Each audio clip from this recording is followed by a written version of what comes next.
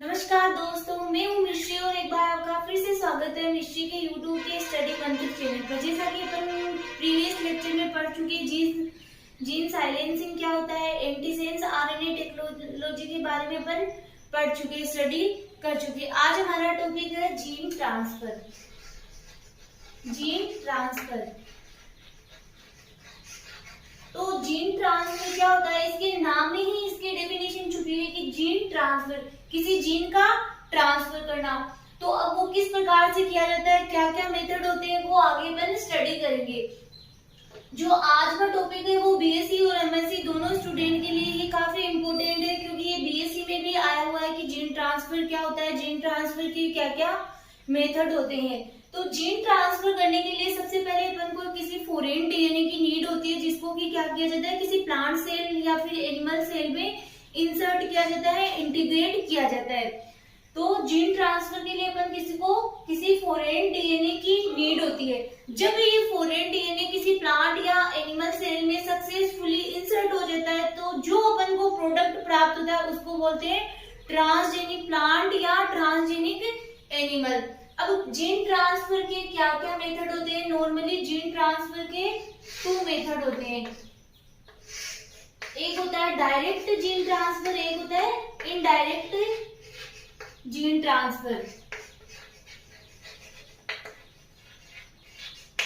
Direct gene transfer को अपन vector less mediated gene transfer भी बोल सकते हैं, कि वेक्टर लेस की किसी भी वेक्टर की नीड नहीं होती है, vector less mediated gene transfer.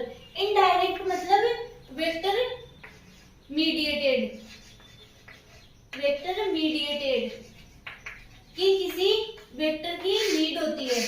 तो डायरेक्ट जीन ट्रांसफर मतलब किसी भी वेक्टर की नीड नहीं होती है। इनडायरेक्ट जीन ट्रांसफर मतलब वेक्टर मीडिएटेड जीन ट्रांसफर। अब डायरेक्ट जीन ट्रांसफर होते हैं, उसको भी 2 पार्ट्स में सेपरेट किया गया है। एक होता है इसका फिजिकल मेथड, एक होता है केमिकल मेथड। ठीक है। अब फिजिकल मेथड में क्या क्या होते हैं, देखो फिजिकल मेथड में है पार्टिकल गन,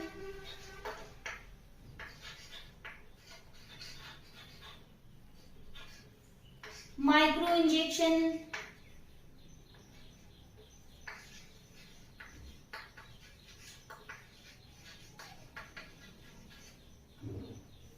ये क्या है, फिजिकल मेथड है कि इनमें किसी भी वेक्टर की नीड नहीं होती है। अब अभी मतलब जैसे ये दोनों किसके पार्ट है, डायरेक्ट जीन ट्रांसफर है, इन दोनों में किसकी नीड नहीं होती है, किसी भी वेक्टर की नीड नहीं होती है। केमिकल में आपके आ जाएगा लिपोसोम और पीईजी मीडिएटेड जीन ट्रांसफर। तो ये क्या है, मतलब इसमें किसकी नीड होती है, किसी केमिकल की नीड होती है। वेक्टर लेस तो बोला ही जाता है, लेकिन इसमें किसकी नीड होती है, किसी केमिकल की नीड होती है, इसलिए इनको बोला जाता है केमिकल मेथड।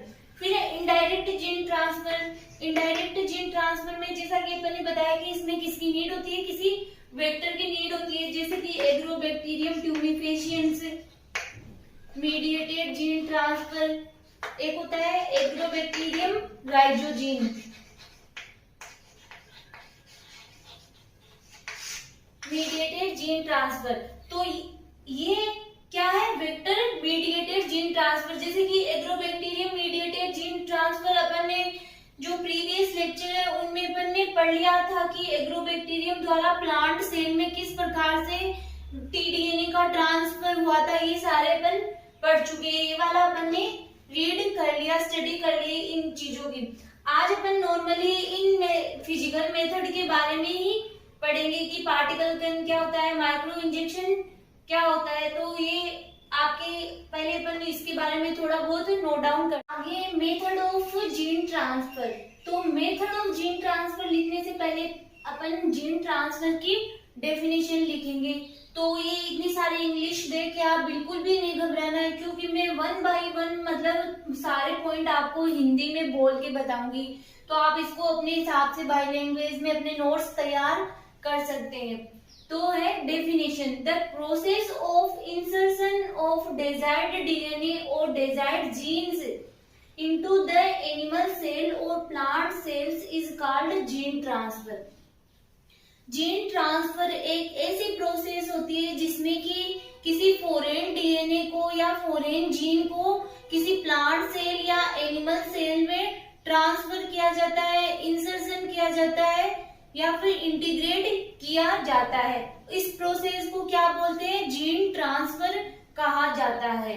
नेक्स्ट है ये यहाँ पे जीन ट्रांसफर की डेफिनेशन फिनिश हो चुकी है। आगे है द टर्म ट्रांसजेनिक प्लांट। अब अपन किस में पढ़ रहे हैं? बायोटेक्नोलॉजी में। तो अपन को ये भी पता होना चाहिए कि ट्रांसजेनिक प्लांट और ट्रांसजेनिक एनिमल क्या होते हैं, क्योंकि कभी कभी शॉर्ट क्वेश्चन में पूछ लिया जाता है कि what is transgenic plant.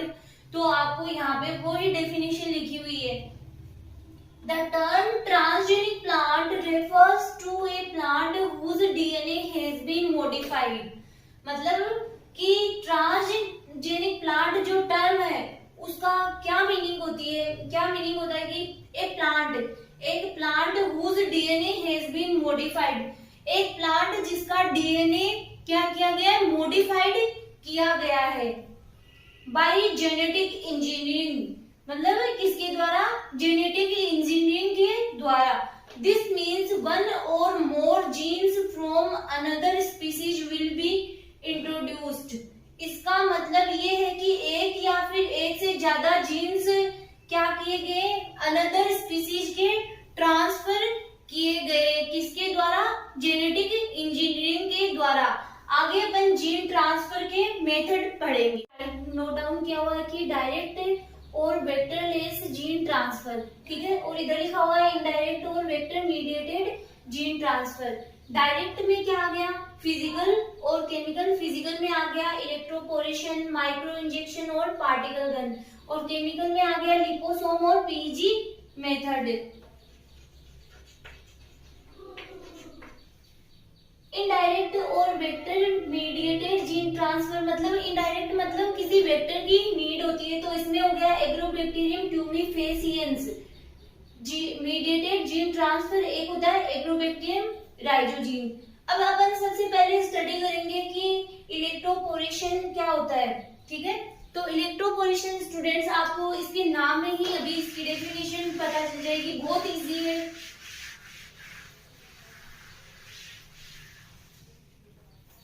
Electroporation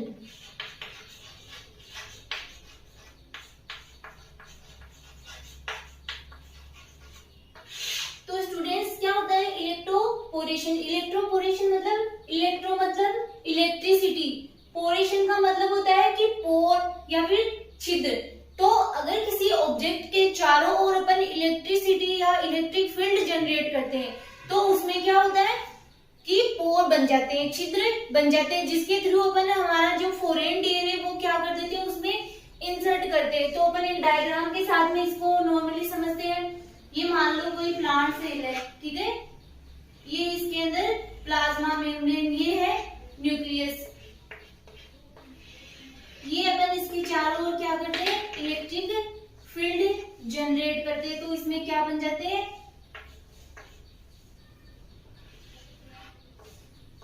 पोर बन जाते हैं, ठीक है। और हम अपना जो फॉरेन जो डीएनए वो इसके जो प्लांट सेल है, प्लांट सेल के न्यूक्लियस है या जीनोम है उसके साथ में क्या करवा देते हैं?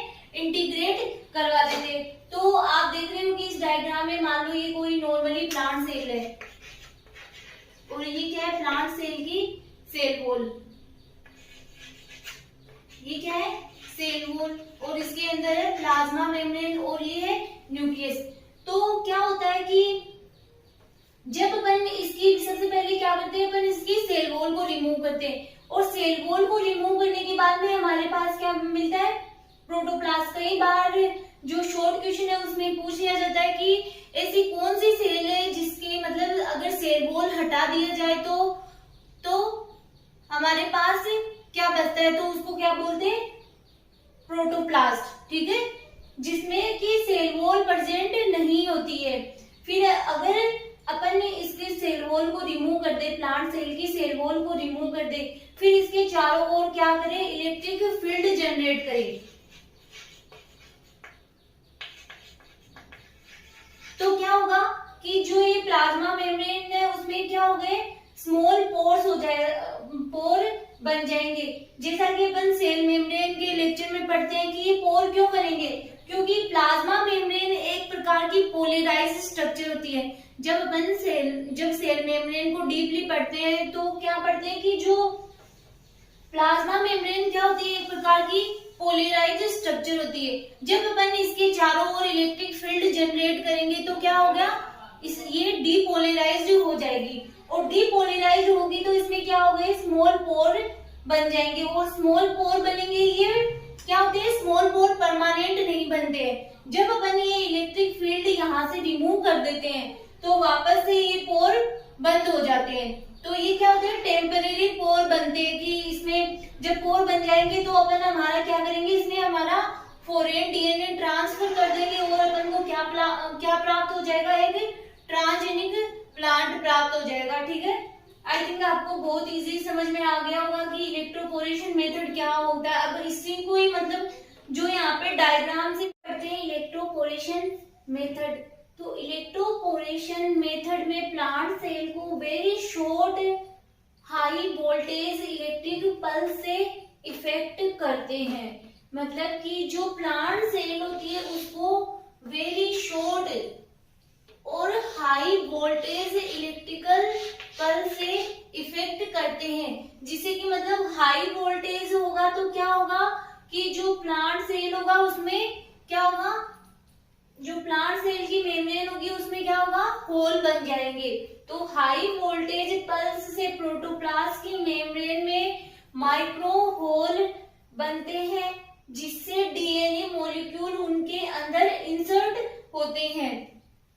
जब माइक्रो होल बन जाते हैं तो अपन जो हमने फॉरेन डीएनए पार्टिकल लिया वो क्या हो जाता है, उसमें इंसर्ट हो जाता है। इलेक्ट्रोपोरेशन द्वारा प्लांट्स सच एज मेज, टोबैको एंड व्हीट etc में जीन ट्रांसफर किए जा चुके हैं। मतलब इलेक्ट्रोपोरेशन मेथड का यूज करके इन प्लांट्स में क्या कर दिए गए, जीन ट्रांसफर किए गए, मतलब इनके ट्रांसजेनिक प्लांट प्राप्त किए। स्टूडेंट अपन बात करते हैं कि इलेक्ट्रोपोरेशन के लिए प्रोटोप्लास्ट को एक सूटेबल इलेक्ट्रोपोरेशन मिक्सचर में सस्पेंड करते हैं। मतलब इलेक्ट्रोपोरेशन के लिए क्या करते हैं, जो अपन ने प्रोटोप्लास्ट लिया उसको एक इलेक्ट्रोपोरेशन मिक्सचर में सस्पेंड करते हैं, मतलब उसको डालते हैं। तो इस सॉल्यूशन को सिलेक्ट किए गए वोल्टेज पल्स से अफेक्ट करते हैं। मतलब जो अपन ने सॉल्यूशन लिया है, सेलेक्ट किया गया जो हमारा सॉल्यूशन है, उसमें क्या करते हैं, उस प्रोटोप्लास्ट को उस सॉल्यूशन में से अफेक्ट करते हैं या फिर वोल्टेज पल्स से अफेक्ट करते हैं। प्रोटोप्लास्ट को एक से अधिक हाई वोल्टेज पल्स से अफेक्ट के सम टाइम आफ्टर उन्हें सेलेक्टेबल न्यूट्रिएंट पर कल्चर करवाते हैं। मतलब जो प्रोटोप्लास्ट अपन ने इस मिक्सचर में मतलब डाल दिया, फिर उसको इलेक्ट्रिक पल्स से क्या किया, उसे अफेक्ट किया, फिर जो मतलब क्या किया, फिर उसको थोड़े टाइम बाद में मतलब थोड़ी देर उसको हाई वोल्टेज से अफेक्ट करने के बाद में उन्हें अपन क्या करते हैं, फिर सेलेक्टेबल न्यूट्रिएंट मीडियम पर कल्चर करवाते हैं, और कल्चर करवा के जो हमें मॉडिफाइड प्लांट प्राप्त हुए उनको क्या करवाते हैं, अपन ग्रो करवाते हैं, और इस प्रकार मॉडिफाइड प्लांट प्राप्त हो जाते हैं। और इन मॉडिफाइड प्लांट को अपन क्या करवाते हैं, फिर ग्रो करवाते हैं। तो आपका ये इलेक्ट्रोपोरेशन मेथड है वो कंप्लीट हो चुका है। आगे अपन नेक्स्ट मेथड नेक्स्ट वीडियो में पढ़ेंगे। आई होप आपको इलेक्ट्रोपोरेशन मेथड अच्छे से समझ